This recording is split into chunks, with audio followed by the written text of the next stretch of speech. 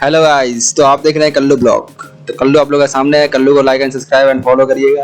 ठीक है, आप लोग को लेके चलेगा कोलकाता से पूरी की तरफ। तो कल्लू प्लेटफॉर्म में आते ही देखा प्लेटफॉर्म एकदम खाली था। सारे यात्रीगण जो ट्रेन के अंदर बैठ चुके थे और कल्लू का 1 घंटा लेट हो चुका था। तो इसलिए कल्लू फटाफट अपने कोच को खोजते हुए सीधा आगे बढ़ रहा था और सीधा आगे चले जा रहा था। तो दोस्तों, मैं आपको बता दूं कि ये मेरा फर्स्ट ब्लॉग है।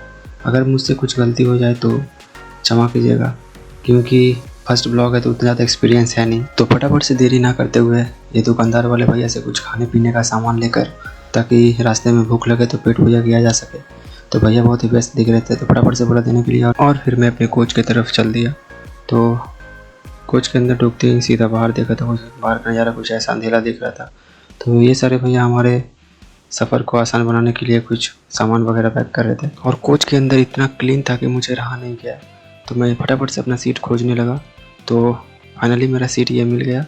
मिलने के बाद मुझे बहुत ज़्यादा आश्चर्य हो रहा था कि इतना क्लीन कैसे हो सकता है। ये नाम के लिए सिर्फ गरीब रथ है, काम तो इसका अमीरों वाला है। बैठ के एकदम पूरा महाराजा वाला फीलिंग आ रहा था। तो ट्रेन अपने निर्धारित समय से खुलकर सीधा भुवनेश्वर स्टेशन को रुकी। वहाँ पर उतरकर मैं वहाँ से लोकल ट्रेन लिया और फिर पुरी के लिए रवाना हो गया। वहाँ के लोकल ट्रेन में एकदम भीड़ नहीं था दोस्तों, तो मुझे कुछ ज़्यादा प्रॉब्लम हो नहीं रहा था, इसलिए मैं बाहर का नज़ारा लेते हुए सीधा पुरी रेलवे स्टेशन में उतरा। तो फिर हाथ में छाता लेते हुए मेरा माथा खराब हो रहा था और मैं बार बार अपने आप को देख रहा था कि कहीं आज बारिश हुआ तो मैं आज घूम नहीं पाऊँगा। इसलिए मैं पहले से अलर्ट होकर सीधा स्टेशन से बाहर निकला। तो हल्की हल्की बारिश हो रही थी, इसलिए मुझे ज़्यादा प्रॉब्लम नहीं हुआ।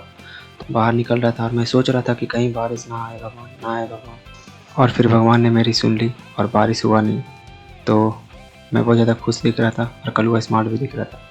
तो ये अचानक से सामने कुछ ड्राइवर वाले भैया लोग जो है सभी एकजुट होकर अपना बकरा ढूंढ रहे थे हलाल करने के। और फिर मैं अपना फरारी का सवारी करते हुए एकदम सीधा जगन्नाथ टेम्पल की तरफ बढ़ता गया।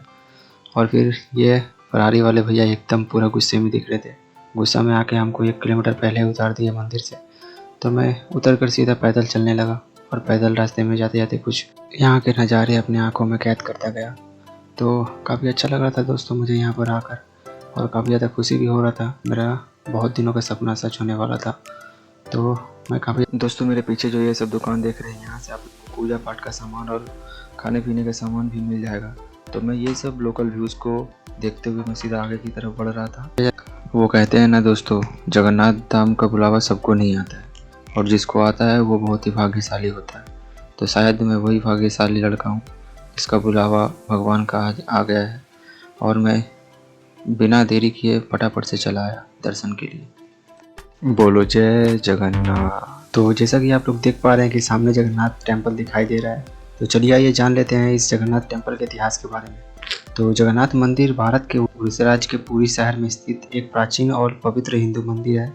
यह मंदिर भगवान श्री कृष्ण के अवतार भगवान जगन्नाथ को समर्पित है। भगवान जगन्नाथ के साथ उनके भाई बालभद्र और बहन सुभद्रा की मूर्तियां भी इस मंदिर में स्थापित है। यह मंदिर कलिंग वास्तुकला शैली से बना है, जो उड़ीसा की पारंपरिक स्थापत्य शैली है। मंदिर की ऊंचाई लगभग 65 मीटर है और इसके ऊपर एक विशाल नीलचक्र धातु से बना एक चक्र और ध्वज स्थित होता है। जगन्नाथ मंदिर की विशेषता यह है कि यह मूर्तियां काठ से बनी होती है।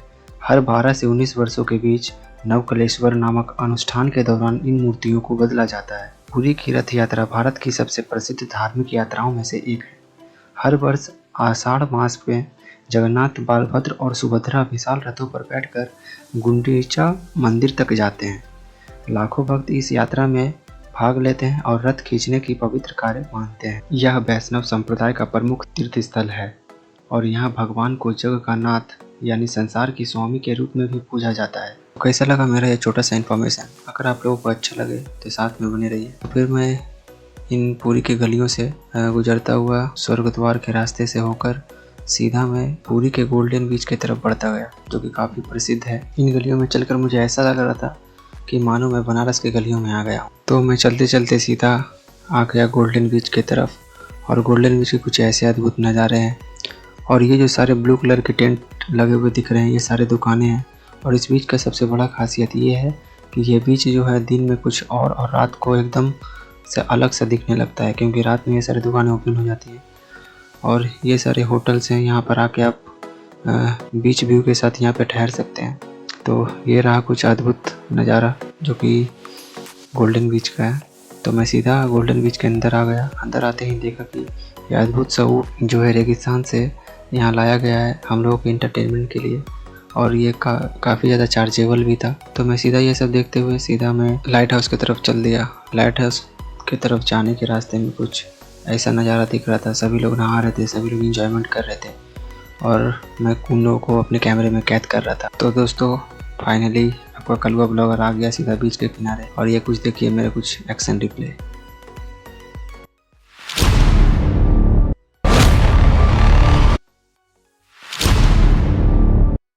अगर अच्छा लगे तो लाइक कर दिएगा दोस्तों।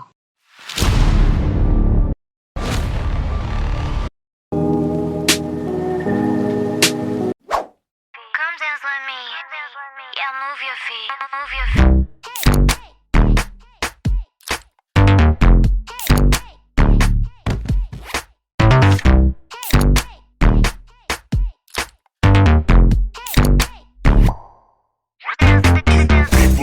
तो सब लोग नहा रहे थे बीच में, तो मैंने सोचा कि कुछ अलग किया जाए, तो मैंने पुशअप ही मार लिया।